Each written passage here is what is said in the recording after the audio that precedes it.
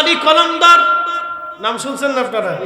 হযরত আবু আলী কলন্দর রাহমাতুল্লাহ আলাইহি তিনি পানিপথে আসলেন কালেমার দাওয়াত দেওয়ার জন্য। ভারতের পানিপথের হিন্দু রাজা যিনি, তিনি মুসলমান দরবেশকে তাড়িয়ে দেওয়ার জন্য যোগী সন্ন্যাসী এবং সাধু সন্ন্যাসী যারা আছে, পুরোহিত ব্রাহ্মণ ঠাকুর সবাইকে নিয়ে তিনি মিটিংয়ে বসলেন। এই মুসলমান দরবেশকে যদি আমরা সুযোগ দেই তাহলে এই মুসলমান দরবেশ এলাকায় মুসলমান বানিয়ে ফেলবে। এই মুসলমান দরবেশকে এলাকা থেকে তাড়িয়ে দাও। ইসলাম কিন্তু কলা গাছের উপরে ভেসে ভেসে আসে নাই। ইসলাম এসেছিল আল্লাহর ওলিদের হাত ধরে। ওলিরা তামাম দুনিয়ার ভিতরে দিন কায়েম করে গেছে। এই জন্য আমরা সুন্নিরা মরার আগ সময় পর্যন্ত ওলিদেরকে ভালোবাসি।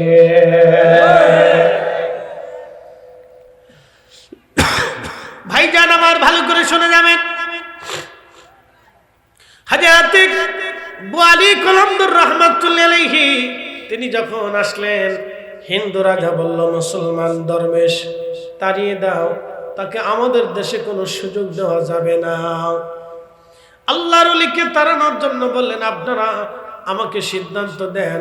তখন হিন্দু সন্ন্যাসী যোগী যারা ছিলেন তারা বললেন, বাদশাহ উনি তো একজন দরবেশ, উনি একজন ফকির মানুষ, ওনার সাথে আপনি যুদ্ধ করবেন না। আমরা আগে যজ্ঞ করে দেখি, যুদ্ধ করলে ভালো হবে না খারাপ হবে। আগে যারা সাধু সন্ন্যাসী ছিলেন, যোগী ঠাকুর ব্রাহ্মণ ছিলেন, তারা রাজাদের দরবারে থাকতেন।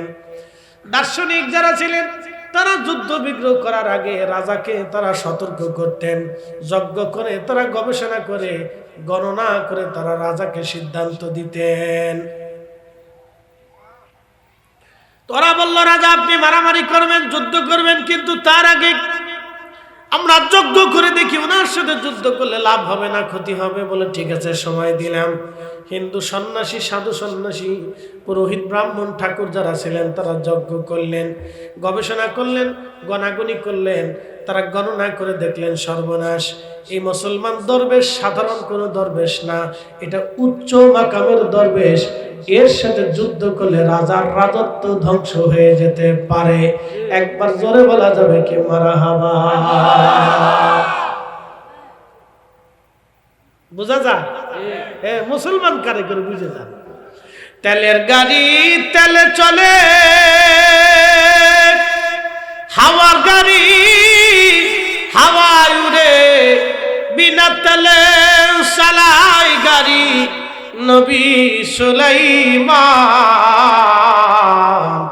আমরা সেই মুসলমান, আমরা সেই মুসলমান। এ মুসলমান শুনে যাবেন, আবু আলী কলন্দর রাহমাতুল্লাহ আলাইহি হিন্দু সন্ন্যাসী যজ্ঞ করে বললেন, বাদশাহ এর সাথে যুদ্ধ করবেন না, তাহলে কি করা যায়? বলে আমরা সাধু সন্ন্যাসীরা তন্ত্র মন্ত্র করে দেখি তাকে তাড়ানো যায় কিনা। সাধু সন্ন্যাসীরা সমস্ত তন্ত্র মন্ত্রের শক্তি দিয়া আল্লাহর ওলির বিরুদ্ধে যুদ্ধ করতে নেমে গেলেন, কিন্তু না, কাজ হলো না, কাজ হলো না। আল্লাহর ওলির যিনি হেফাজত করনেওয়ালা, একসাথে বলেন তো তার নাম কি?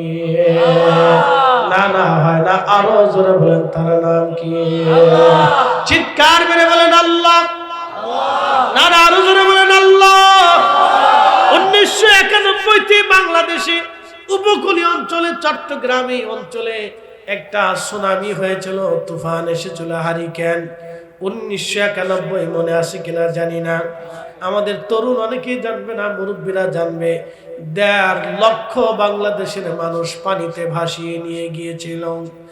1 আর 2 জন না, 1.5 লক্ষ মানুষ। 1965 থেকে 91 না 72 একটা ঘূর্ণিঝড় হয়েছিল। ভোলাতে 5 লক্ষ মানুষ মারা গিয়েছিল সেই সময়। সিডোর সাথে হাজার হাজার মানুষ মারা গেল। সিডোরের পরে আমি ওই বরগুনার গলাচিপা থানা, গলা চিপাতে মাহফিল করার জন্য গেলাম। এই গলা চিপাতে মাহফিল করতে যাওয়ার আগে, গলা চিপা ঢোকার আগে একটা নদী আছে। আমাকে লোকেরা নদী পার করে নেওয়ার সময় বলল, ফরিদি সাহেব, এই নদীর ভিতর দিয়ে হাজার হাজার লাশ আমরা পানির স্রোতে ভেসে যেতে দেখেছি। কত মায়ের কোল খালি হয়ে গেল, কত মা সন্তান হারালো, কত সন্তান মা সিঁদুরের সময় হারিয়ে গেল। বলল, ভাইজান, একটা বাড়ি ঘরের অস্তিত্ব ছিল না, সিঁদুরে সব মাটির সাথে মিশিয়ে দিয়েছিল। কোনো বাড়ি ঘর ছিল না, মাটির সাথে মিশিয়ে দিয়েছিল সিঁদুরে। ভালো করে শোনা যান, বাংলাদেশের ট্র্যাজেডি একবার দুইবার আসে নাই। 1991-তে 1.5 লক্ষ মুসলমান মানুষ মারা গেল ওই সময় ঘূর্ণিঝড়ে। আমি ওই আপনার বোয়ালখালী, বাঁশখালী অঞ্চলে মাহফিলে গেলাম। একটা অঞ্চলে একজন আল্লাহর ওলির মাজার আছে সাগরের পাড়ে, বেরিবাদের কোনায় তার মাজার আছে। মাজারের সাথে একটা মসজিদ আছে। লোকেরা বলল, হুজুর, আমরা কয়েকজন এই মসজিদ আশ্রয় নিয়েছিলাম, সমস্ত এলাকার বাড়িঘরগুলি সাগরের পানিতে ভাসায় নিয়ে গেল। কিন্তু অলৌকিকভাবে আমরা যারা আল্লাহর ওলির মাজারের মসজিদে ছিলাম, আমরা আল্লাহ অলৌকিকভাবে এই মাজার এবং মসজিদ আল্লাহ হেফাজত করলো। একবার জোরে বলা যাবে কি আল্লাহু আকবার? না, এখন আছে, আমি সেইখানে মাহফিল করে আসছি।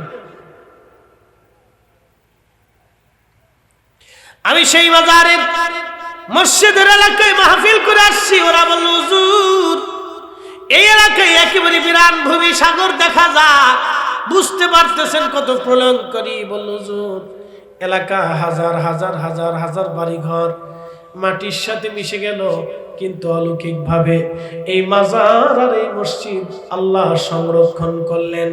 তুফান থেকে, টর্নেডো থেকে এই এলাকাটা বেঁচে গেল। বন্ধু, আমি মিথ্যা কথা এক অংশ বলবো না। ওই এলাকায় মাহফিলে গিয়েছিলাম আমি।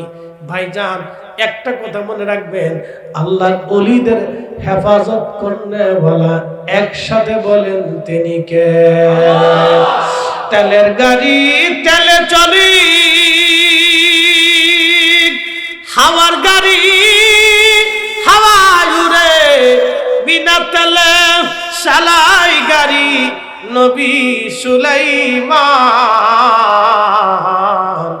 আমরা সেই মুসলমান, আমরা সেই মুসলমান।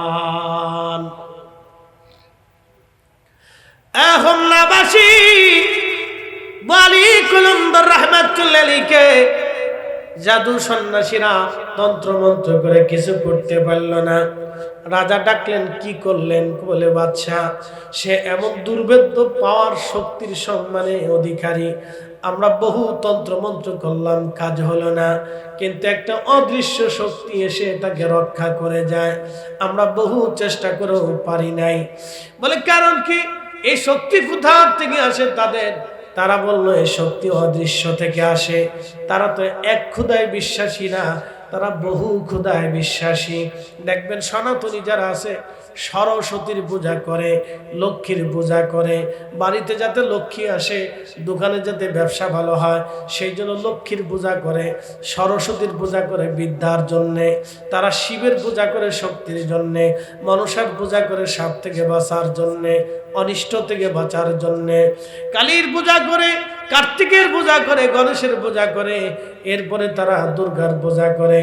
এইভাবে বহু দেবতায় তারা বিশ্বাসী। তারা সাধু সন্ন্যাসীরা বলল, রাজা গো, অদৃশ্য এক শক্তি এসে তাকে রক্ষা করে, কিন্তু কিভাবে হয় আমরা বলতে পারবো না, তবে এই শক্তি ধ্বংস করা যাবে। বলে, উপায়টা কি? বলে, মুসলমান হারাম খায় না, আর হারাম খাইলে মুসলমানের কালবের শক্তি থাকে না। সারা দুনিয়াতে মুসলমানদের ভিতরে সুদ ঢুকাইছে, কারণ কি জানেন? মুসলমানের পাওয়ার নাই, কালবের শক্তি শেষ করে দেওয়ার জন্য এটা ঢুকছে। ওরা ভালো করেই জানে না মুসলমানের কালবের শক্তি নেই। কালবের শক্তি হলে ইসরায়েল এইভাবে ফিলিস্তিনকে মারতে পারে না। খেয়ে আসতে করতে না।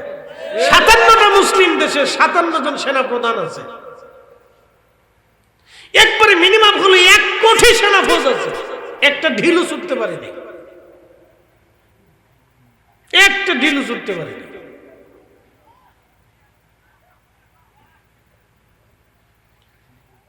মুসলমান ভালো করে শুনে যাবেন, ভালো করে বুঝে যাবেন। সেই দিন মুতার প্রান্তরে মাত্র 3000 সাহাবী, 2 লক্ষ রোমান সৈন্য, রোমান এম্পায়ার, রোমান সাম্রাজ্যের 2 লক্ষ সৈন্যের সাথে মাত্র 3000 সাহাবী জিহাদ করেছিলেন। সাহাবীদের শরীরে পোশাক ছিল না, ফরিদ সাহেবের মতো দামি জুব্বা সাহাবীদের গায়ে ছিল না। সিরাজ জুব্বা গায়ে দিয়ে সিরাজ চাদর পরিহিত অবস্থায় সাহাবীরা জিহাদ করেছিলেন। একবার আওয়াজ তুলে জোরে বলা যাবে কি আল্লাহু আকবার। মাকালের ফল দেখতে ভালো, উপরে লাল নীল ভিতরে কালো। মাকালের ফল দেখতে ভালো, উপরে লাল নীল ভিতরে কালো। ওরে সারা জীবন এমনি গেল দয়াল, সারা জীবন এমনি গেল, খাইতে আমরা পারলাম না। যার ভিতরে নাই রসুলের প্রেম, তার সাথে ভাব রাইখো না। যার ভিতরে নাই রসুলের প্রেম, তার সাথে ভাব রাইখো না। হিসাব কাটায় কাটায়, কথা ঠিক আছে কিনা? হিসাব কি? কাটায় কাটায়, একেবারে কাটায় কাটায় হিসাব। বুঝলে বুঝপাতা, নাহলে তেজপাতা নিয়ে ঘুমান, কোনো অসুবিধা নাই। হন্নাবাসী হযরতে 3000 সাহাবী মুতার প্রান্তরে 2 লক্ষ কাফেরের সাথে সেদিন জিহাদ করলো।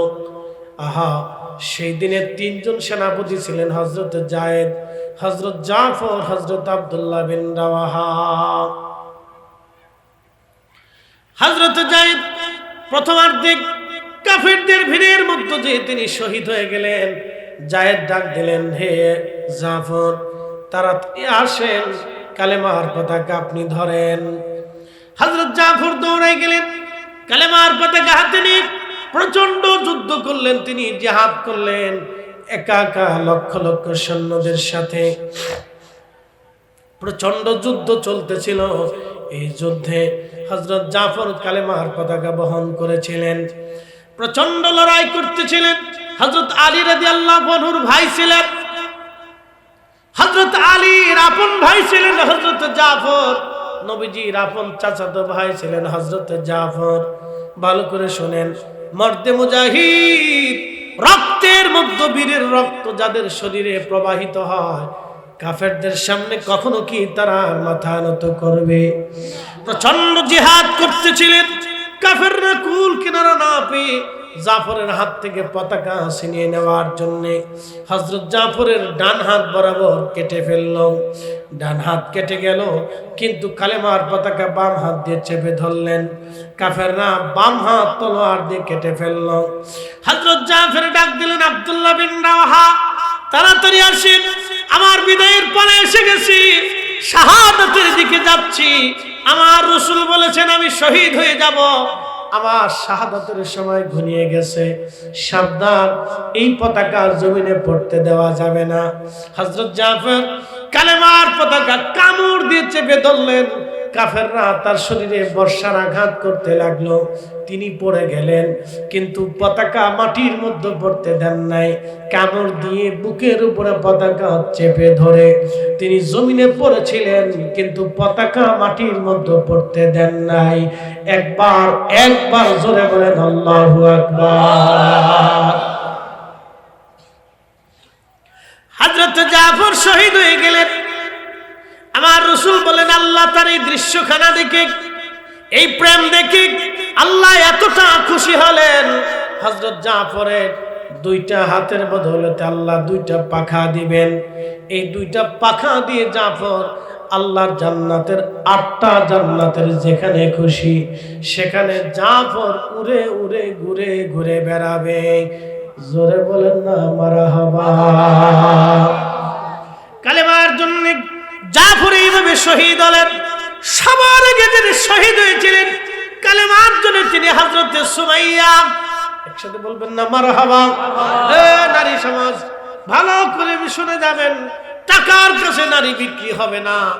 এই আদর্শ শিখিয়ে দিয়ে গেলেন হযরত সুমাইয়া। হযরত সুমাইয়া সেই দিন ছিলেন কৃতদাসী, সমাজের দাসীদের কোনো সম্মান ছিল না সেই দিন। হযরত সুমাইয়াকে আবু জাহেলের লোকেরা ধরে নিয়ে চলে গেল। ধরে নিয়ে চলে যাওয়ার পরে সুমাইয়া রাদিয়াল্লাহু আনহার স্বামীর নাম হযরত ইয়াসার। হযরত ইয়াসারের দুইটা বেটা ছিল, একজন বেটার নাম আব্দুল্লাহ আর একজন বেটার নাম আম্মার ইবনে ইয়াসার রাদিয়াল্লাহু আনহুমা। বাপ বেটা সবাই কালেমা পড়ে মুসলমান হলেন, পুরো পরিবার মুসলমান হয়ে গেলেন। কৃতদাসী সুমাইয়াকে ধরে নিয়ে আসছে আবু জাহেল। সুমাইয়াকে ধরে নিয়ে আসার পরে হযরত সুমাইয়া রাদিয়াল্লাহু আনহাকে হাত পা বাঁধলেন। আবু জাহেল হাত পা বাঁধার পরে আবু জাহেল বলল, সুমাইয়া কালেমা ছাড়বি না জীবন দিবি? সুমাইয়া ডাক দিয়ে বলল, আবু জাহেল রে, যেই হক গ্রহণ করেছি জীবন চলে যাবে এই সত্য কখনো কলিজা থেকে বিদায় দেব না। তারা নারী, তারা জান্নাতি জান্নাতি জান্নাতি। ও নারী সমাজ ভালো করে শুনে যাবেন, তারা নারী, তারা জান্নাতি, তারা সুমাইয়া। তোমরা সুমাইয়া, তোমরা সুমাইয়ার উত্তরসূরি। হে নারীরা, তোমরা হযরত সুমাইয়ার উত্তরসূরি। হযরত সুমাইয়া বলল, আবু জাহেল, যে কালেমা হৃদয়ের মধ্যে গেঁথে নিয়েছি জীবন চলে যাবে কিন্তু কালেমা যাবে না, কালেমা যাবে না, কালেমা যাবে না। হযরত সুমাইয়া রাদিয়াল্লাহু আনহার হাত পা বেঁধে আবু জাহেল তার গুপ্তাঙ্গে বর্ষা মেরে মেরে মেরে মেরে নির্মমভাবে তাকে হত্যা করলো, শহীদ করে দিল নির্মমভাবে।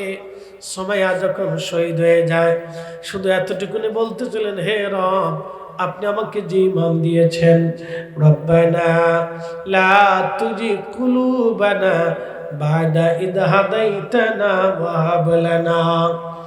আল্লাহ দোয়া শিক্ষা দিলেন কোরআনে, তোমরা এইভাবে দোয়া করো, হে রব, যে হেদায়েত আপনি আমাদের কলবের মধ্যে দিয়েছেন, আমাদের কলিজা থেকে আপনি সেই হেদায়েত নিবেন না, আপনি ওই হেদায়েতের উপর আমাদেরকে রাখবেন, গুমরা বানাবেন না। রব্বানা লা তুজিগ কুলুবানা বাদা ইদ হাদাইতানা ওয়া হাব লানা মিন লাদুনকা রাহমাতান ইন্নাকা আনতাল ওয়াহ্হাব। হযরত সুমাইয়া কাঁদতে লাগলেন, নবী, এই সময় যেন আমার ঈমান চলে না যায় আল্লাহ আল্লাহ। তখন কালেমা পড়েছিলেন, তখনও হজ, যাকাত, নামাজ এইগুলি তখনও ইসলামে আসে নাই। নামাজ আসলো মেরাজের পরে, সুমাইয়া শহীদ হয়ে গেলেন মেরাজের আগে। তখনও নামাজ আসে নাই, যাকাত আসে নাই, হজ আসে নাই, হালাল হারামের তখনও শরীয়তের পরিপূর্ণতা ফয়সালা আসে নাই। তখন সুমাইয়া শহীদ হয়ে গেলেন। আহা, ইমানের জন্যে, আমার রসুল প্রেমে সুমাইয়া জীবন দিয়ে দিলেন। সুমাইয়া শহীদ হয়ে যাওয়ার পরে সুমাইয়ার স্বামীর হাত পা বাঁধা হলো। ইয়াসার, স্ত্রীর জীবন কেড়ে নিয়েছি, এবার বল তুই কি কালেমা ছাড়বি? হযরত ইয়াসার বললেন, আমার জীবনের সব যদি চলে যায়, আবু জাহেল রে, জীবন চলে যাবে, ঈমান যাবে না। হযরত ইয়াসারের দুই পায়ের মধ্যে রশি বেঁধে দিয়ে, দুই উটের গলার মধ্যে রশি বেঁধে দিয়ে দুই উট দুই দিকে সরিয়ে দিলেন হযরত ইয়াসার। আহা, উট যখন সরিয়ে দিলেন, এই উট সরিয়ে দেওয়ার পরে হযরত ইয়াসার রাদিয়াল্লাহু আনহু দুই পায়ের মাঝখান থেকে সিঁড়ে সিঁড়ে সিঁড়ে সিঁড়ে ফেরে ফেরে একটা মানুষ দ্বিখণ্ডিত হয়ে গেল। তারপরেও তিনি কালেমা ছেড়ে দেন নাই। একবার জোরে বলা যাবে কি আল্লাহু আকবার? তাহলে এরা কি পোশাকে মুসলমান না ইমানে মুসলমান? না জোরে বলেন, পোশাকে মুসলমান না ইমানে মুসলমান? এরা শুধু সুরতে মুসলমান ছিলেন না, তারা নীতিতে মুসলমান ছিলেন। এই জন্য আমরা সুন্নিরা নীতিতে মুসলমান হতে হবে। কথা কন না, ঠিক কিনা? কিসে মুসলমান? নীতিতে। যারা বলেন কিসে? না, আবার বলেন কিসে? নীতিতে মুসলমান হতে হবে। আল্লাহ তৌফিক দিক, সকলে বলে না আমিন। নীতিতে মুসলমান হতে হবে। প্রিয় উপস্থিতি, ভালো করে শুনে যান। হযরত ইয়াসার রাদিয়াল্লাহু আনহু শহীদ হলেন, স্বামী স্ত্রী শহীদ হয়ে গেলেন। ছেলে আব্দুল্লাহকেও হত্যা করা হলো, তাকেও শহীদ করা হলো। একই পরিবারের তিনজন ব্যক্তি কালেমার জন্য শহীদ হয়ে গেলেন। পরে হযরত আম্মার ইবনে ইয়াসার রাদিয়াল্লাহু আনহু সিফফিনের যুদ্ধে হযরত আলী রাদিয়াল্লাহু আনহুর পক্ষ নিয়ে তিনি শহীদ হয়েছিলেন। একসাথে বলবেন আল্লাহু আকবার। একই পরিবারের চারজনই এই কালেমার জন্য, দ্বীনের জন্য, রাসূলের জন্য একই পরিবারের চারজন শহীদ হয়েছিলেন। তিনি হযরত সুমাইয়া, হযরত ইয়াসার পরিবার। একসাথে বলা যাবে না মারহাবা। এরা সাহাবীরা, তারা নীতিতে মুসলমান ছিলেন, ঈমানের বলে বলিয়ান ছিলেন। আমাদেরকে নীতিতে মুসলমান হবে, সুরতে না। শুধু সুরতে মুসলমান হলে চলবে না, নীতিতে মুসলমান হতে হবে। আল্লাহ নীতির মুসলমান হওয়ার তৌফিক দান করুন, সকলে বলেন আমিন। এ মুসলমান, ভালো করে শুনবেন। হযরতে বু আলী কলন্দর রাহমাতুল্লাহ আলাইহি, বলছিলাম বু আলী কলন্দর রাহমাতুল্লাহ আলাইহি, তখন রাজা বলতেছে মুসলমান কি খায় না? বলে মুসলমান হারাম খায় না। হারাম খাইলে মুসলমানদের কালবের শক্তি থাকে না। মুসলমান হারাম খায় না, হারাম খাইলে মুসলমানের কালবের শক্তি থাকে না। তখন রাজা বলল, এ সাধু সন্ন্যাসীরা তাহলে বলো মুসলমানদের কাছে কোন খাদ্য হারাম? বলে শুয়োরের গোশত মুসলমানদের জন্য হারাম। কিসের গোশত? হ্যাঁ, জোরে বলে বুঝাইতেছি। শুয়োরের গোশত আমাদের জন্য হারাম। একসাথে বলেন, আমাদের জন্য। যদি বিসমিল্লাহ বলে জবাই করে, জোরে বলেন। যদি কাবা শরীফ থেকে হজ করে আইসে পরে তারপরে জবাই দেয়, যদি পাগড়ি পরে জবাই দেয়, হারাম। এতে কোনো সন্দেহ নাই, হারাম। হারাম তো হারামই, কোনো সন্দেহ নাই। ভালো করে বুঝেন, বুঝাইতেছি আপনাদেরকে। এখন একটু বুঝেন। এখন মাহে রমজান আসছে। মাহে রমজান আসার পরে এই আপনাদের দেশে ইফতারি মাহফিলে বিভিন্ন মসজিদে মসজিদে ইফতার হয়। তা আপনারা চিন্তা করলেন তো ইফতার দিব, বা বাড়িতে ইফতার করে হাজির, মানে রমজানের রোজাদারদেরকে আপনারা দাওয়াত দিচ্ছেন। এখন আমি ধরেন আমার বাড়িতে গেলেন, দাওয়াত দিয়ে পরে আমি বললাম, ভাইরা আপনাদের জন্য শুয়োরের গোশত দিয়ে সুন্দর করে বিরিয়ানি আনছি, আপনারা সব রোজাদাররা খান। খাবেননি আপনারা? বলে কারণ কি?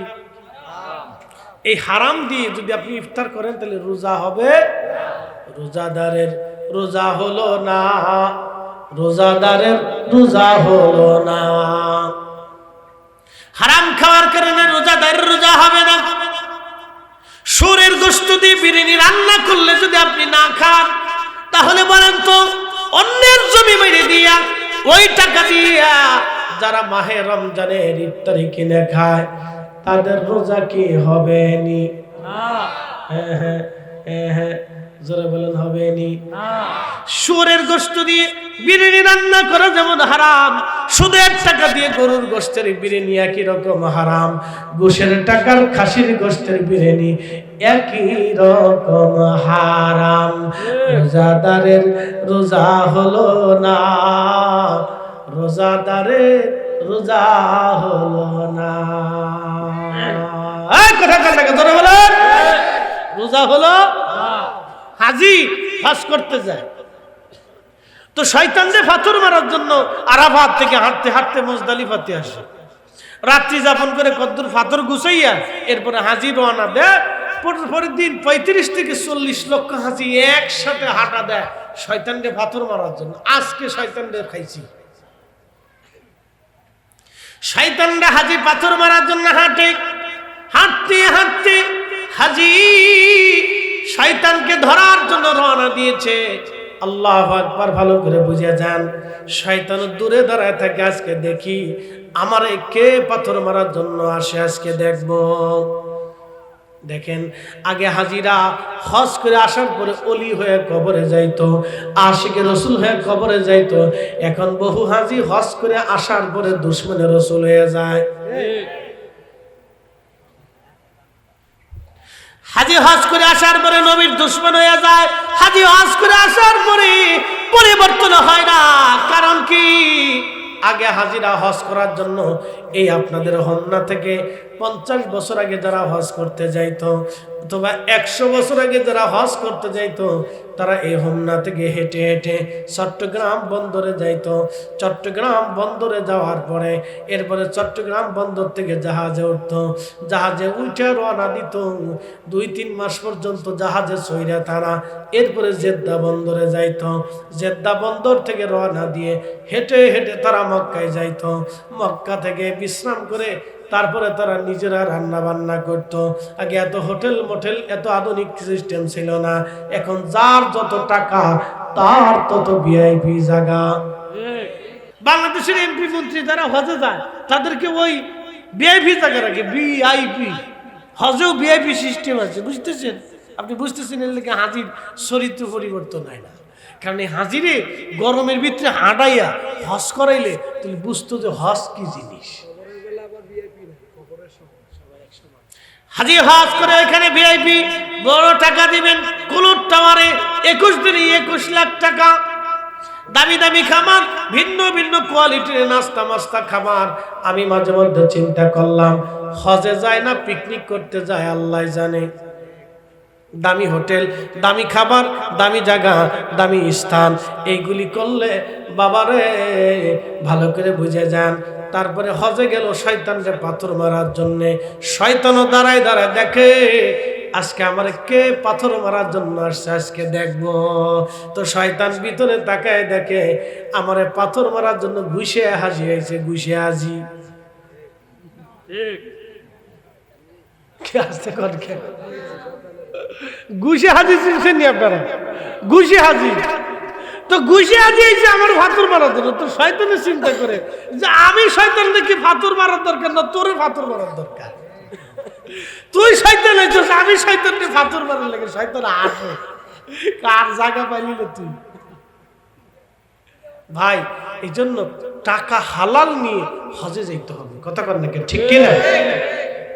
গত বছরের আগের বছর হজে যাব, তা আমাদের কাফেলাতে এক ভদ্রলোক হজে যাবে। ঢাকা শহরে 4-5টা বাড়ির মালিক আছে, কিন্তু সরকারি চাকরি করে।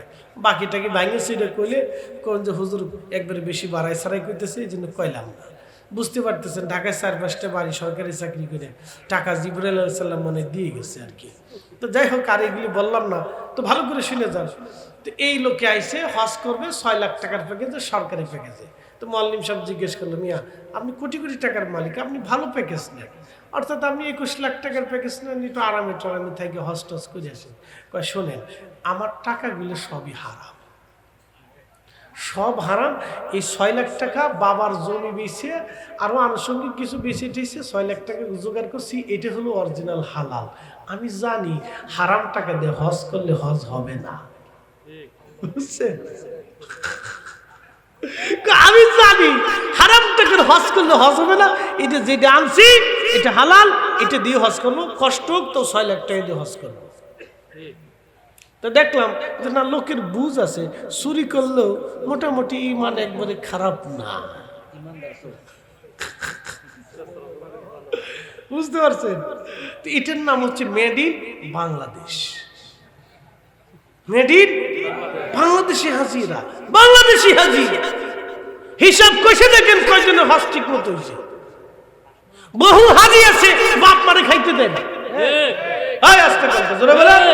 বহু হাজি আছে বাপ মারে খাইতে দেয় না, খেদমত করে নেই, জীবনে খেদমত করে নেই, বাপ মার সেবা করে নেই। হজে যাইয়া কাবা ঘরে হাজরা আসদ চুমা দেওয়ার জন্য যুদ্ধ করতেছে। এক হাজি এসে আমার হুজুর দিছি, কি দিচ্ছেন? দিছি আজকে মনের আশা পুরা কিছু। কি দিচ্ছেন? সুমা দিচ্ছি। কই দিলেন আমার? হাজরা আসদ সুমা দিচ্ছে, যাক ভালো হচ্ছে। সুমা দিচ্ছেন তো? হ্যাঁ হুজুর দিছি। সুখ পাইছে? কি যে কত যে কষ্ট হয়েছে হুজুর, বিরাট যুদ্ধ করিয়ে পারাপারি একবার মনে হয়েছিল যে আজকে মরিয়ে যাবো। তার ঘরে সুমা দিচ্ছি যে মরে যাই, আর বাইশ থেকে সুমা দিতেই হবে। আমি বললাম, হাজি মার পায়ে কোনোদিন সুমা দিচ্ছেন?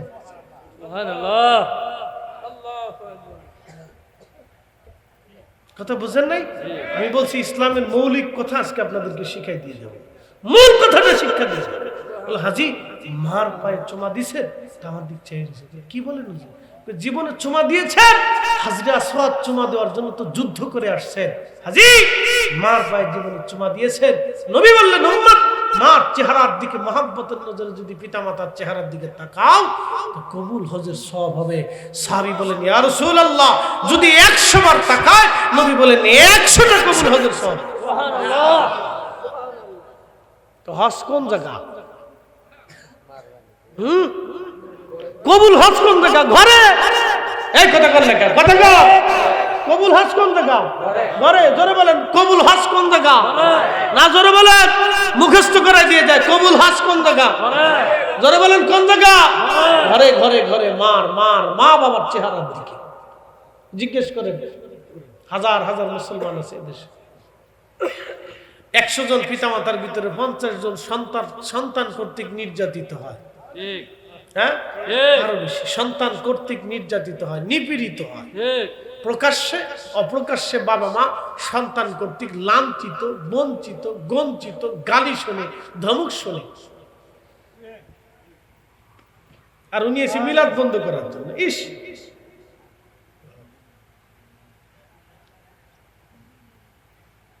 আমরা যদি সিস্টেম করে দিতাম যে সন্তান পিতামাতার খেদমত করবে না, ওর জানাজা পড়াবো না।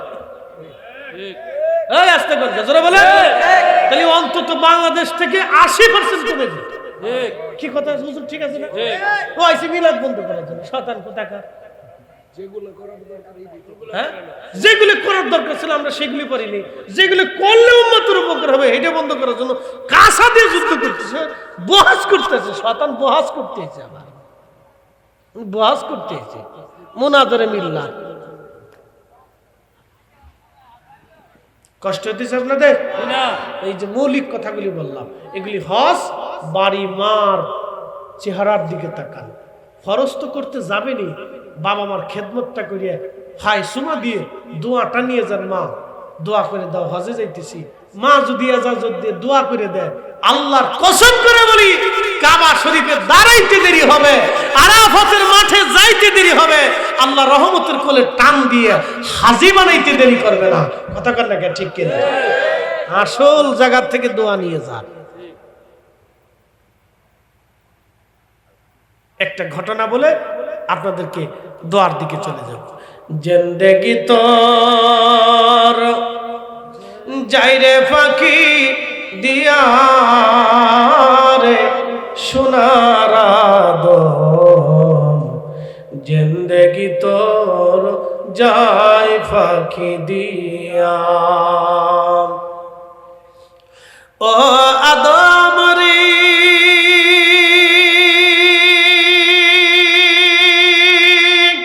কামিনীর ওই কোলেতে কাল ঘুমেতে রইলি তুই, সারা নিশি কাটাইলি তুই ঘুমাইয়া ঘুমাইয়া রে সোনার আদম, জিন্দেগি তোর যায় ফাঁকি দিয়া। জিন্দেগি তোর যাই রে ফাঁকি দিয়া রে সোনার আদম, জিন্দেগি তোর যাই ফাঁকি দিয়া। ও আদম রে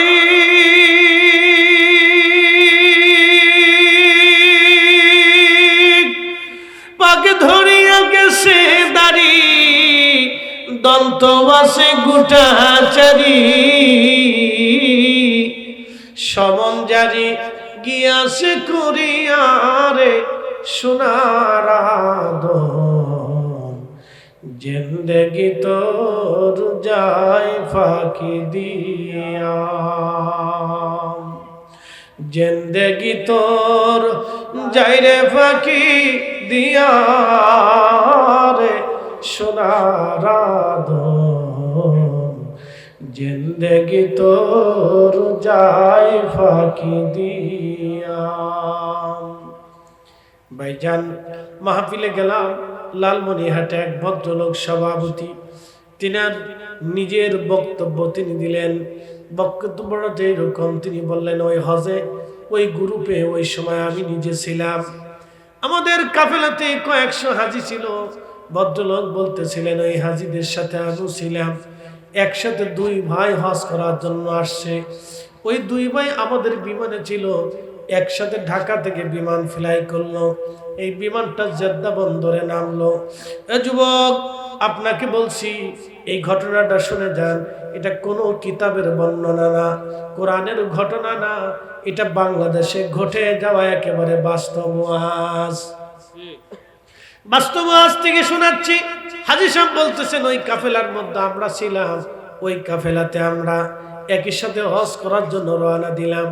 আমাদের কাফেলার ভিতরে দুই ভাই আপন একসাথে হজে যাচ্ছে। হজে যাওয়ার সময় দুই ভাইকে নিয়ে রওনা করলাম, একসাথে গেলাম। আমরা রওনা করলাম কয়েকশো হাজি। বিমান জেদ্দা বন্দরে নামার সাথে সাথে ওই দুই ভাই একসাথে অন্ধ হয়ে গেল, আর চোখে দেখে না। আশ্চর্য হয়ে গেলাম, দুই ভাই একসাথে অন্ধ কেন হবে? চিন্তা করলাম বিমানে হয়তো প্রথমবার উঠেছে, কোনো অসুবিধা অসুস্থতা হতেও পারে। মুআল্লিম যিনি, তিনি তাদেরকে নিয়ে গেলেন মক্কায়, বড় চক্ষু ডাক্তারের কাছে নিয়ে গেলেন। ডাক্তার চক্ষু পরীক্ষা নিরীক্ষা করে বললেন চোখের মধ্যে কোনো রোগ নাই। কিন্তু তারা দেখেন এটা সত্য, চোখের রোগ নাই, এটাও সত্য। হোমনাবাসী ভালো করে শুনে যাবেন, হজ কোথায়, কোথায় বান্দার ইবাদত, কোন জায়গায় ইবাদত করলে, কোন জায়গা খুশি করলে আমার রব খুশি হবে, আজ বুঝে যাবেন। বাবাজি, ইসলামের মৌলিক দিকগুলি আমাদের বোঝা লাগবে। ইসলামের মৌলিক মূল আসলগুলি আমাদের বোঝার দরকার। আমরা শুধু নামকা ওয়াস্তে মুসলমান হয়েছি, আমরা কাজের মুসলমান এখনো হতে পারি নাই। কাজের মুসলমানি দেখাইলেন খাজা বাবা আজমেরি, যে মুসলমানি দেখাইয়া খাজা বাবা একজন না দুইজন না 90 লক্ষ মানুষকে কালেমা পড়াইলেন। আর আমরা এত মুসলমান, 90 কোটি মুসলমান এই উপমহাদেশে থাকার পরেও আমরা বছরে 90 জন মুসলমান বানাইতে পারি নাই। কি কথা বলো, জোরে বলেন। 90 কোটি মুসলমান ভারতে, বাংলাদেশে, শ্রীলঙ্কা, মালদ্বীপে, পাকিস্তানে, এই অঞ্চলগুলিতে 90 জন মুসলমান আমরা প্রত্যেক বছরে বানাইতে পারি না। তো খাজা বাবা একা 90 লক্ষ মানুষকে কালেমা পড়াইলেন। তার মানে কি, খাজা বাবার চেহারা দেখে কিন্তু ওরা কালেমা পড়ে নাই, খাজা বাবার আদর্শ দেখে, কামালিয়াত দেখে, বুজুর্গি দেখে, মর্তবা দেখে তারা মুসলমান হয়েছিল। কথা কর না কেন, ঠিক কিনা? এই কথা আপনাদেরকে বুঝতে হবে। এই জন্য বেদাতি সেদাতি যাই কোকো সাতার দিকে কান দেওয়া যাবে না। কি কথা ঠিক আছে না? ওইদিকে কান দেওয়া যাবে না, ভালো করে শুনে যা। এই দুই ভাই অন্ধ, ডাক্তার বলে চোখে রোগ নাই, তারা চোখে দেখেন, এটাও সত্য। এখন মুআল্লিম চিন্তা করলেন হজ করাইতে হবে, অন্ধ যাই হোক তারা তো আমার হাজি। হজ করানো হলো। মুআল্লিম তিনি গাইড নির্বাচন করে দিলেন। তারা হারামে গেলেন, কাবা শরীফ জিয়ারত করলেন, তাওয়াফ করলেন, কাবা ঘর ধরে দোয়া করলেন, চোখ ভালো হলো না। মাকামে ইব্রাহিমে দোয়া করলেন, চোখ ভালো হলো না। সাফা মারওয়াতে দোয়া করলেন, চোখ ভালো হলো না।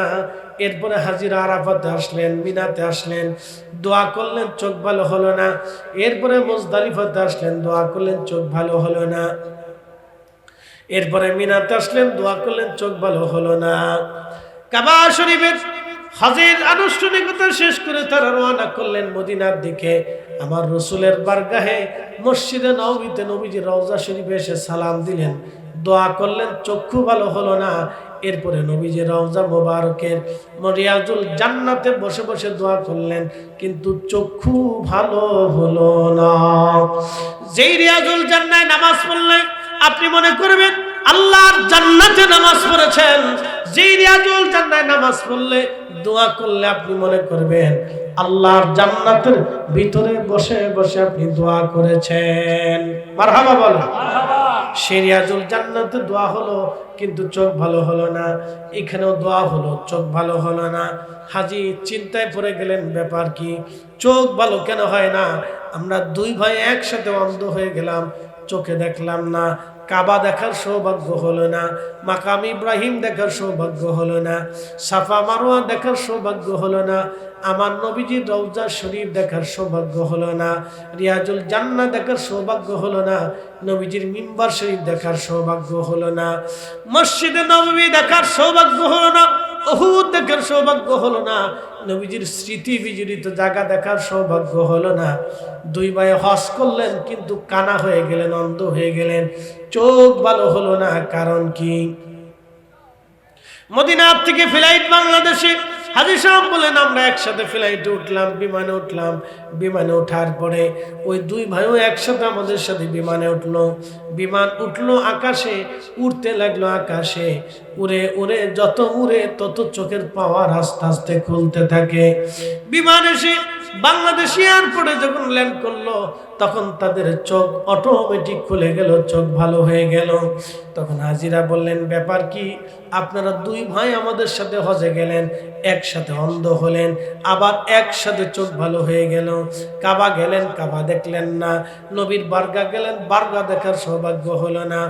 মক্কা মদিনার হজের 40 দিনের সফরে আপনাদের চোখ ভালো হলো না, আবার বাংলাদেশে সেই চোখ ভালো হয়ে গেল। কারণ কি? বলেন আপনাদের জীবনে কোনো অন্যায় আছে কিনা, কোনো ভুল আছে কিনা আপনারা দয়া করে বলে যান। কোনো অন্যায় আছে কিনা হাজি? হাজি কোনো অন্যায় আছে কিনা বলেন। দুই ভাই একসাথে অন্ধ হয়ে গেলেন, চোখে দেখলেন না। কারণ কি? তখন দুই ভাই চোখের পানি ছেড়ে দিয়ে বললেন হ্যাঁ আমাদের জীবনে অনেক বড় অন্যায় আছে। যুবক আপনাকে বলতেছি ভালো করে শুনে যান। দুই ভাই বলতেছে আমাদের অনেক বড় অন্যায়। আমরা ধনী ব্যক্তি, ঢাকা শহরে আমাদের বাড়ি গাড়ি আছে, সব আমাদের আছে, কিন্তু আমরা আমাদের বাবা এবং মাকে বৃদ্ধাশ্রমে রেখেছিলাম। আমাদের ঘরের মধ্যে বাবা মার জায়গা হয় নাই। ওই বৃদ্ধাশ্রমে থেকেই বাবা মা মারা গেছে। আমাদের বাবা মার বদদুয়া আজকে আমাদের অন্ধ বানিয়ে দিয়েছে। কাবা দেখলাম, দেখার সুযোগ হলো না। বাবা কোনো কোরআন কিতাবের ওয়াজ না, বাংলাদেশে ঘটে যাওয়া বাস্তব ওয়াজ শোনাইলাম। বাংলাদেশে ঘটে যাওয়া বাস্তব করোনার আগে মুসলমান হন্নাবাসী আমার রবের শাস্তি দৃশ্যমান। অবশ্যই অবশ্যই রবের শাস্তি দৃশ্যমান।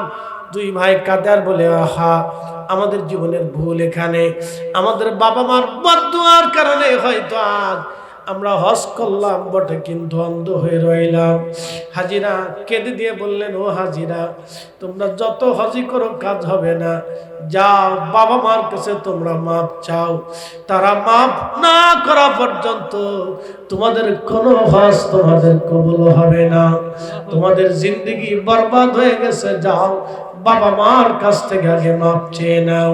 আল্লাহ বলেন ইম্মা ইয়াবলুগান্না ইনদাকাল কিবারা আহাদুহুমা আও কিলাহুমা ফালা তাকুল লাহুমা উফফিন ওয়ালা তানহারহুমা।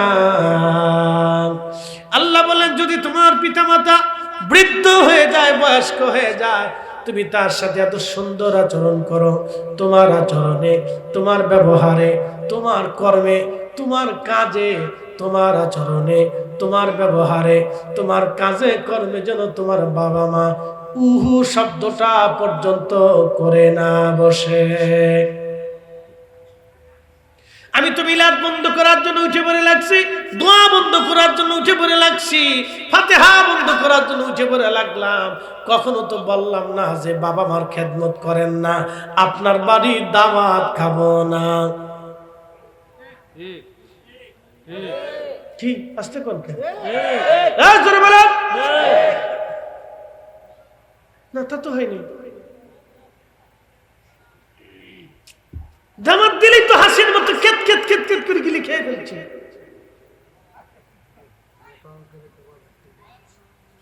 মন খারাপ করবেন না ভাই আমার, উচিত কোথায় মই বাজার, গরম বাতি বিলাই বাজার, ডাল বাতি কুটুম বাজার। ওয়াজ করলে কি লাভ, শুনলে কি লাভ? লাভ হবে তার আমলে, আমলেও লাভ লাভ হবে না নবী প্রেম না থাকলে দিলে, নবী প্রেম থাকলে দিলে লাভ হবে কম আমলে, সুপারিশ করবে নবী রোজ হাসরের ময়দানে। জ্ঞানী যারা বুঝে তারা শুধু ইশারায়, নাদানের বুঝাইতে পারে আছে কে কোথায়। জ্ঞানীর মতো জ্ঞানী হলে অল্প কথাই বুঝে, কচুর মতো কচু হলে অল্প জালে সিজে। কথা কন না কেন, ঠিক কিনা?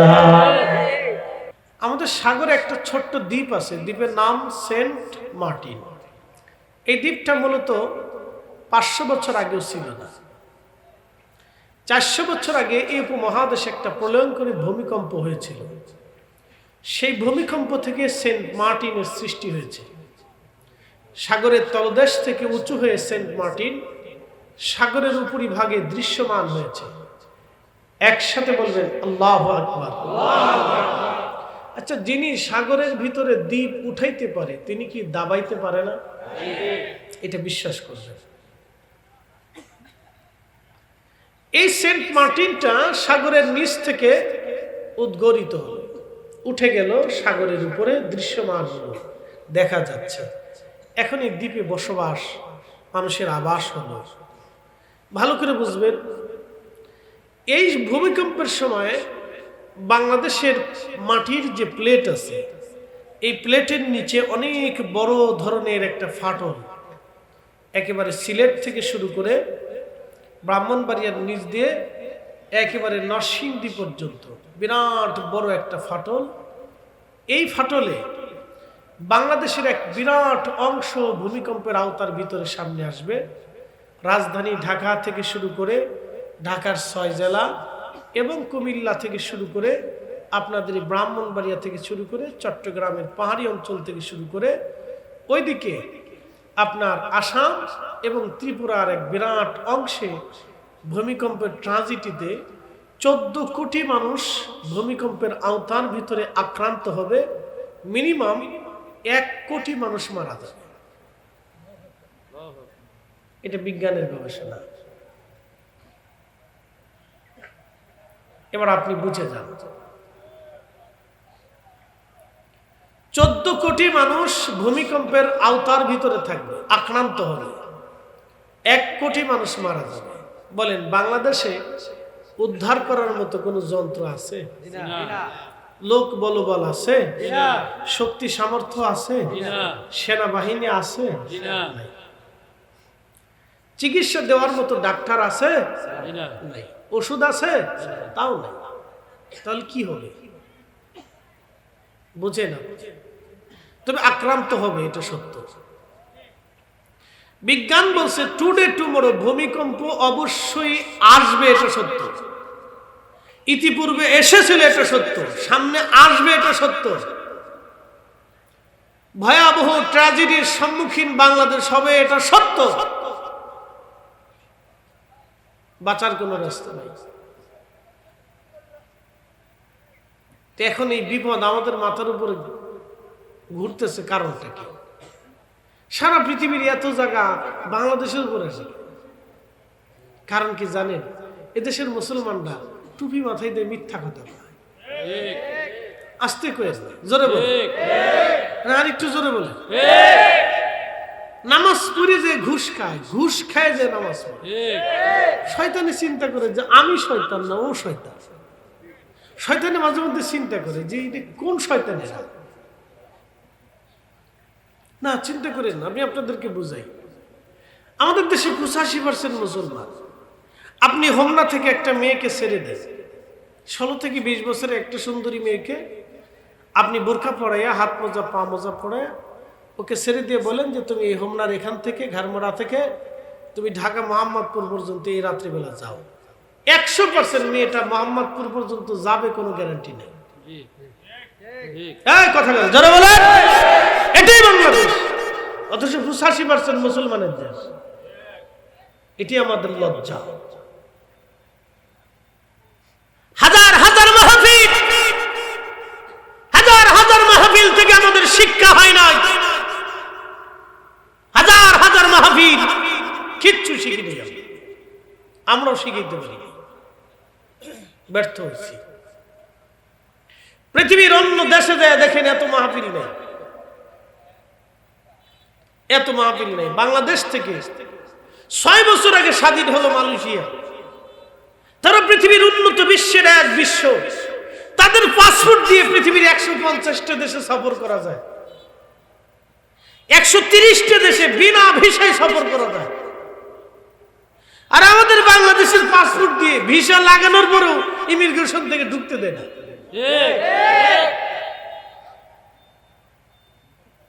বুঝছেন আপনি? আমি আপনাকে শুধু এতটুকুনি আমার দেশের অবস্থা বুঝাইলাম, মাথা থেকে পা পর্যন্ত টাকা। এটা কোন গ্রহ থেকে আসছে? পাসপোর্টে দেখা যায় রিপাবলিক অফ বাংলাদেশ। বাংলাদেশের কথা যখন শুনে তখন চিন্তা করে এটা আহত দেশ। এরা ঘুমায় মিথ্যা বলে, ঘুম থেকে উঠে মিথ্যা বলে, মানুষ ঠকায়, খাবারে ভেজাল দেয়, পানিতে বিষ মিশায়। এদের দেশের বিষের ভিতরে ভেজাল, বিষ খেলেও মরে না। কষ্ট হইতেছে আপনাদের? উচিত কথা বলতেছি, এটা আমাদের দেশ। শোনেন, পোশাকে মুসলমান হইেন না, নীতিতে মুসলমান হন। জোরে বলেন, পোশাকে মুসলমান হয়েন না, সুরতে মুসলমান হয়েন না, নীতিতে মুসলমান হন। এদেশে 500 টাকা হলে মিথ্যা সাক্ষী পাওয়া যায়। বিচারক চিন্তা করে যে আদালতের রায় যে দিল, যারা সাক্ষী দিতেছে ওরা সত্য কিনা। আপনি ভাবেন গা শিহরে ওঠার মতো। আপনি চলে যান তো ইউরোপে, মেয়েটার ল্যাংটা, হাফ প্যান্ট পরে, ওকে দিয়ে মিথ্যা সাক্ষী দেওয়াইতে পারবেন না, খাবারে ভেজাল দেওয়াইতে পারবেন না, আদালতে মিথ্যা বিচার করাইতে পারবেন না, মিথ্যা মামলা দেওয়াইতে পারবেন না, খাবারে ভেজাল দেওয়াইতে পারবেন না, মানুষ ঠকাইতে পারবেন না। অথচ আমাদের দেশে বুরকা পইরা কলিজার টুকরা সন্তান রাইখে অন্য বেটার সাথে হাত ধরে পলাই চলে যায়।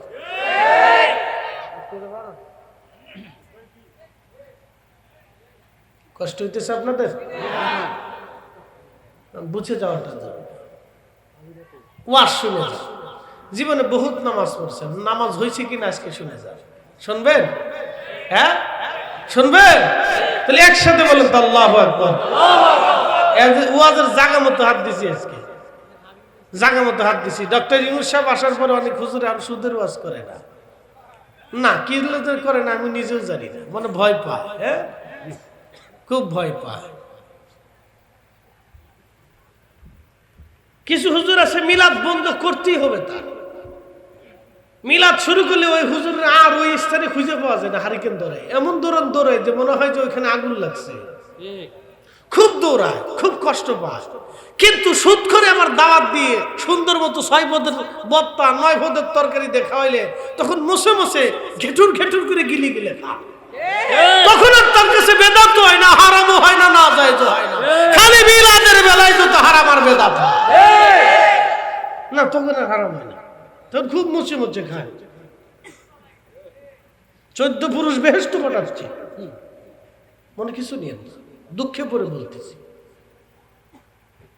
মিলাদের বিরুদ্ধে হুজুররা যত পরিমাণে লাগছে, তার অর্ধেক পরিমাণ যদি ঘুষের বিরুদ্ধে, সুদের বিরুদ্ধে, অন্যায়ের বিরুদ্ধে লাগতো, আল্লাহর কসম করে বলি দেশে সুদ ঘুষ মাটির সাথে মিশে যাইত। কথা কর না? বাংলাদেশে ঘুষ খায় কয়জন? 18 কোটি মানুষ, 5,000 মানুষ ঘুষ খায়, 10,000ই খায়, 50,000ই খায়, না আর বেশি না, 50,000 লোকই ঘুষ খায়। তো 50,000 লোক যদি ঘুষ নিয়ন্ত্রণ করা হয় তাহলে 18 কোটি মানুষ বেঁচে যায়। আমার দেশের মেধাবীরা চাকরি পায়, আমার দেশের যোগ্যরা চাকরির স্থানে যায়।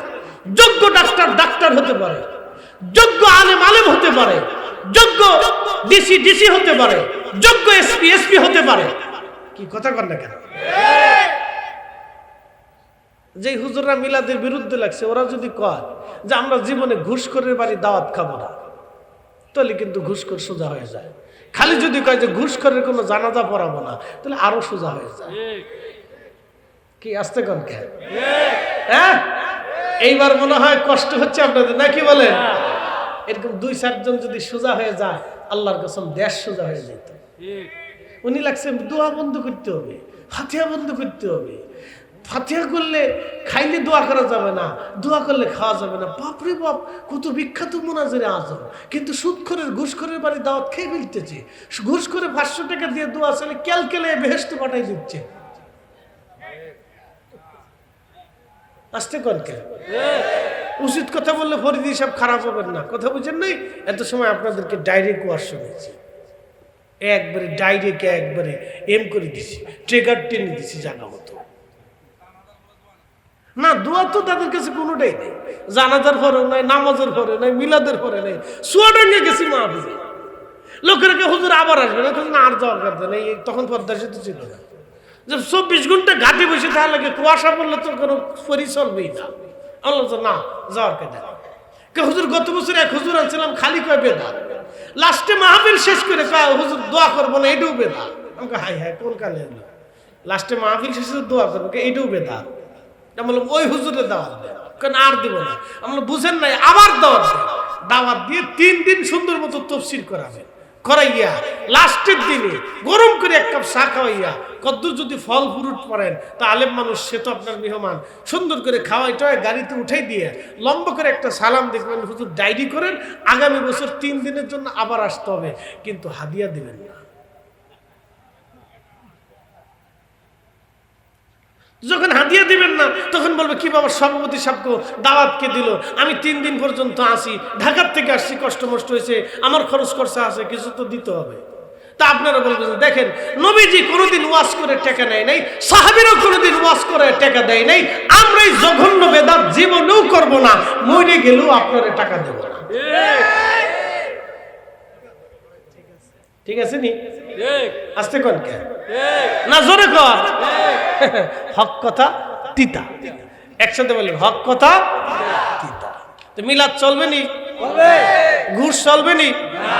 মিলাদ চলবে নি? ঘুষ চলবে নি? ফাতিহা চলবে নি? সুদ চলবে নি? জোরে বলেন দোয়া চলবে নি? দোয়া চলবে নি? ঘুষ চলবে নি? যেটা বন্ধ করার দরকার সেটা বন্ধ করতে হবে। কি কথা কন না কেন? যেটা চালু রাখার দরকার সেটা চালু রাখতেই হবে। কারো ফতোয়ায় বন্ধ হবে হবে না। 3.5 ঘন্টার ওয়াজ 20 মিনিটে সাইডে ফেলছি। হ্যাঁ, আমার নাম ফরিদি, আমি 15 মিনিটে ওয়াজ সারতে পারি, 10 মিনিটে গরম করে দিতে পারি, আবার 3 ঘন্টাও গরম হবে না, ঠান্ডায় বয়ে থাকবে, এটাও পারি। আসল ওয়াজ আপনাদেরকে শোনাই দিলাম। ভাই আমার, নীতিতে মুসলমান হতে হবে। মালদ্বীপে গেলাম, 100% মুসলমানের দেশ, আল্লাহর কসম করে বলি, ডানে তাকালেও আমি জুব্বাওয়ালা, বামে তাকালেও আমি জুব্বাওয়ালা, সামনে তাকালেও আমি জুব্বাওয়ালা, পিছনে তাকালে আমি জুব্বাওয়ালা, আমি ছাড়া আর কোনো জুব্বা দেখি না, না আর কোনো জুব্বা নেই। এত বড় বড় চুল, যারা মালদ্বীপ থাকছে তারা জানে, এত বড় বড় চুল, আবার বেডি মানুষের মতো চুল আছে, বিরাট চুলের চুলিয়া। আমাদের দেশে কয়েকদিন আগে তৌহিদি জনতা নাম দিয়ে খালি চুল কাটে, কিছু দেখলেন না? শেষ পর্যন্ত এক পাগলের চুল কাটছে, পরে ধরা খেয়ে এখন কাটা বন্ধ হয়েছে। তো এই চুল কাটে, তো ওদেরকে ভাবছিলাম যে ওই মালদ্বীপ পাঠাই দাও, বিনামূল্যে চুল কেটে আসুক আর বাটাম চালান খেয়ে আসুক। শয়তান কোথাকার মানুষ, চুল বড় রাখবে না ছোট রাখবে, তোর এত চিন্তা কে? তুই বুঝাইয়া যদি খাটো করতে পারিস তো কর, তো জোর করে কাটার তো অধিকার নেই। কি কথা কর না, গাছ জোর করে কাটার অধিকার আছে? একজনে বাবরি চুল রাখতে পারে, ঘাড় বাবরি রাখতে পারে, এটা তো রসুলের সুন্নাত। মারহাবা কইলেন না আপনারা? আমার দাড়ি রাখা কার সুন্নাত? তো ঘাড় বাবরি রাখা রসুলের সুন্নাত, সুন্নতের রসুল। ঘাড় বাবরি রাখা, কান বাবরি রাখা, এটা সুন্নতের রসুল। চুল ছোট করে রেখে, এটাও সুন্নতের রসুল। হ্যাঁ, শাসলি এটা শুধু হজের সময় শাসবেন, বাকি সময় শাসার কোন সুন্নত আজ পর্যন্ত হাদিস আসে নাই। বাকিটা এটা সুন্নতে মন করা না। এমনি শাসতে পারেন, যদি অসুখ বেশি বেশি গরম টরম পরে আপনি খুশি মনে শাসতে পারেন, মুবাহ, সমস্যা নেই। শাসলে ভালো, মাথা ঠান্ডাতে একটু তেল দিলি পরে আরো ঠান্ডা, ভালো খারাপ না। আমি বেশি তেরি বেরি করলে আমি সেচে ফেলাই দিই, যা মাথা ঠান্ডা থাকলে অসুবিধা নেই। প্রিয় উপস্থিতি হাজির, 4 বসে শুধু টুপি ছাড়া, কিন্তু লক্ষ্য করলাম ওরা মালে ভেজাল দেয় না, খাবারে কম দেয় না, ফরমালিন দেয় না, ছগলখুরি করে না, 2 নম্বরই করে না, মানুষ ঠকায় না, ব্যবসায়িক ঠকায় না, এক ভাইকে আর এক ভাইকে বাস দেয় না, কোবাকুবি করে না, মারামারি করে না, এক গ্রাম আর এক গ্রাম গুতাগুতি করে না। লালমনিরহাটের হাতিবান্ধা বাজারের নাম গুতামারি, হাতিবান্ধা থানার গুতামারি মাহফিল করতে গেছে। আমি বললাম কি ব্যাপার, আপনার কি গুতা মারেন নি? না হুজুর গুতামারি না, তো নাম গুতামারি কে? হুজুর কে যেন রাখছে, যাক ভালো, গুতামারি। তা আপনাদের এই ব্রাহ্মণবাড়িয়াতে যখন মারামারি হয়, তো এক গ্রাম আর এক গ্রামের কাজে ঠকে গেলে এই গ্রামের মানুষ ওই গ্রামে যাইয়া মানুষের বাড়ি ঘরে চুলা ডালা চাকা পয়সা সোনা দানা গরু ছাগল হাঁস মুরগি ভেড়া বকরি বিছানা চাদর গামছা গেঞ্জি যা পায় সব চুরি করে নিয়ে এসে। বলেন মুসলমান না? যদি কলিজায় সাহস থাকে যে কোরআন আমার সাথে, বলেন আমাকে কোরআন থেকে দেখাইতে হবে। যারা এগুলি করে তারা মুসলমান না? জোরে বলেন, আস্তে কনকে জোরে বলেন, তারা মুসলমান। তাহলে কোরআন থেকে দেখাইতে হবে তারা মুসলমান। হয় কোরআন মিথ্যা, না ওরা হয়, নাহলে ওরা মিথ্যা কোরআন হয়। আমাকে বুঝাইতে হবে কিসের মুসলমান। তো এগুলি চলবে কেন? কেন এগুলি হবে? বাংলাদেশ থেকে এগুলি বন্ধ হয় না কেন?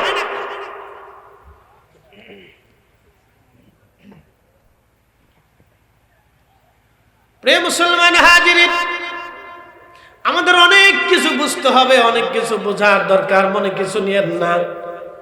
মুসলমান কাকে বলে? আসলামতু লিরাব্বিল আলামিন, যিনি নিজের জীবনের সবকিছু নাহিলিল্লাহ আল্লাহর জন্য যিনি দিয়ে দেন, তিনি মুসলমান। নামাজি কাকে বলে বুঝাই? আল্লাহ বলেন ইন্নাস সালাতা তানহা আনিল ফাহশাই ওয়াল মুনকার, নিশ্চয় নামাজ তোমাকে ফাহিশা কাজ থেকে, খারাপ কাজ থেকে, বেহুদা কাজ থেকে, অন্যায় কাজ থেকে, হারাম কাজ থেকে নামাজ তোমাকে ফিরাবে, নামাজ তোমাকে ফিরাবে, নামাজ তোমাকে ফিরাবে। এখন আপনাদেরকে বলি, যিনি নামাজ পড়লেন, নামাজ পড়ার পরে মিথ্যা বললেন, নামাজির নামাজ হলো না। নামাজ পড়লো, মিথ্যা বললো, নামাজ পড়লো, সুদ খাইলো, নামাজ পড়লো, ঘুষ খাইলো, নামাজ পড়লো, অন্যের জমি দখল করলো, নামাজ পড়লো, অন্যের টাকা মেরে দিল, নামাজ পড়লো, অন্যের হক মেরে দিল, নামাজ পড়লো, আজ পর্যন্ত ভাইয়ের জমি বুঝাই দেয় নাই, নামাজ পড়লো, আজ পর্যন্ত বোনের জমি বুঝাই নাই, নামাজ পড়লো, আজ পর্যন্ত এতিম ভাতিজা ভাতিজির জমি বুঝাই দেয় নাই, নামাজ পড়লো কিন্তু বাবা মার খেদমত করে নাই। তাহলে কিসের নামাজ হলো আমাকে বলেন? হ্যাঁ আছে? তো কিসের নামাজ হলো বুঝেন আপনি? কোরআনে তো আল্লাহ বলছে ইন্নাস সালাতা তানহা আনিল ফাহশাই ওয়াল মুনকার, নামাজ আপনাকে খারাপ কাজ থেকে ফিরাবে। তো খারাপে যদি ছাড়তে না পারলেন তো নামাজ কি হলো আমাকে বুঝান। কোরআন অনুযায়ী নামাজ কি হলো বুঝান আপনি আমাকে।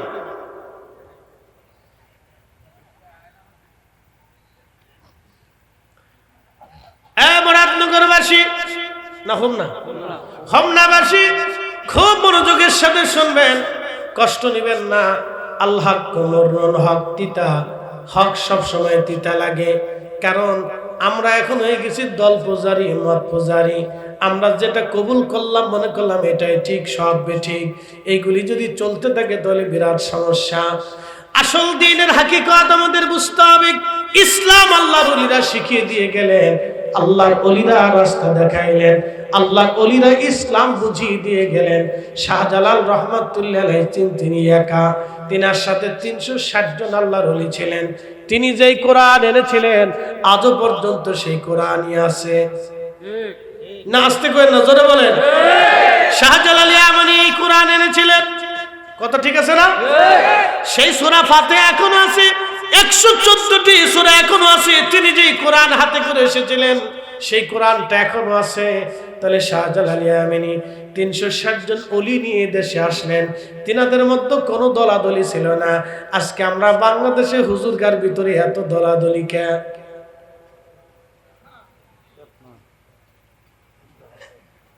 কি বুঝলেন? উনি তো কোরআন এটাই আনছিলেন, তো উনি তো একদম একমত, এক কোরআন, এক পথ, এক নীতি, এক আকীদা, এক বিশ্বাস, এক নবী, এক আল্লাহ, এক তাওহীদ, এক রিসালাতের দাওয়াত উনি দিলেন। তা আমরা দিলাম, তো ওনাদের ভিতরে মত হলো না, দল হলো না, তা আমাদের ভিতরে হলো। কথা কর না কেন? আস্তে বলেন কেন? জোরে বলেন। তা আমাদের ভিতরে এত দল হলো কেন? তাহলে কোন দল সঠিক? তার অর্থ হচ্ছে শাহজালাল ইয়ামানি যেটা এনেছিলেন এটাই সঠিক। আস্তে বলেন না, জোরে বলে। ওলিরা যেটা এনেছিলেন সেটা সঠিক। খাজা বাবা আজমিরি যেটা এনেছিলেন এটা সঠিক। মুজাদ্দিদ আল ফেসানি যেটা দিয়েছিলেন এটা সঠিক। হুজুর গাউসে পাক যেটা দিয়েছেন এটা সঠিক। হযরতে বাহাউদ্দিন নাসরান বুখারী যেটা দিয়েছেন এটা সঠিক। ওলিরা যেটা দিয়েছিলেন এটা সঠিক। এইজন্য আহলে সুন্নাত ওয়াল জামাতি সঠিক। কথা বলেন না ঠিক? তাকবীর।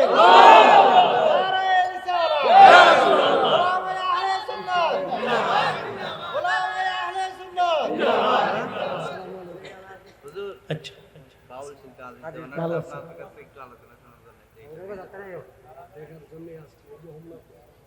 ঠিক আছে ইনশাআল্লাহ। আচ্ছা ইনশাআল্লাহ শুনো, আমরা একসাথে বলি না মারহাবা? কষ্ট হচ্ছে আপনাদের? জি না, চলবে? চলবে, বেশি লম্বা না। ইসলামের মৌলিক দিকটা আপনাদেরকে বুঝাই দিছি। বলেন মুসলমান কি শুরুতে হবে না নীতিতে হবে? নীতিতে হবে। 500 টাকায় বিক্রি হব, একসাথে বলেন টাকায় বিক্রি হব, টাকায় মিথ্যা সাক্ষ্য দেব, টাকায় মিথ্যা মামলা দেব, এখান থেকে ফিরে আসতে হবে। অন্যের জমি দখল করব না, এটা হবে না। নীতিতে মুসলমান হতে হবে। প্রিয় মুসলমান, ভালো করে বুঝে যাবেন। হাজিরিন, নামাজ পড়লেন, সুদ খেলেন, নামাজ হলো না। নামাজ পড়লেন, ঘুষ খেলেন, নামাজ হলো না। নামাজ পড়লেন, হারাম খেলেন, নামাজ হলো না। আপনাকে আরেকটু বুঝাই দিয়ে যায়, ভালো করে শুনে যান।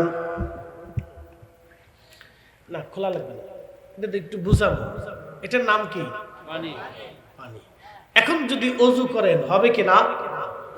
কথা বলেন, হবে কি না? কেন হবে? এটা পাক, পানি পাক। এই পানি দিয়ে যদি ওযু করেন তাহলে ওযু হয়ে যাবে। ওযু যদি করেন ওযু হয়ে যাবে। কিন্তু এই পানির মধ্যে যদি এক ফোঁটা গরুর পেশাব ছাড়া হয়, পানি নাপাক হওয়ার কারণে এই পানিটার কারণ দিয়ে ওযু হলো না, ওযু হবে না, কারণ পানি নিজেই নাপাক। ভালো করে বুঝে যাবেন। আপনি মুসলমান, মুসলমান হালাল খাবে, মুসলমান হারাম খাবে না। মুসলমান যখন হারাম খায় তখন মুসলমান নাপাক হয়ে যায়। যখন মুসলমান নাপাক হয়ে যায়, নামাজির নামাজ হলো না। কি কথা কন না কেন? নামাজ পড়লেন, হারাম খাইলেন, নামাজ হবে না। রোজা রাখলেন, হারাম খাইলেন, রোজা হবে না।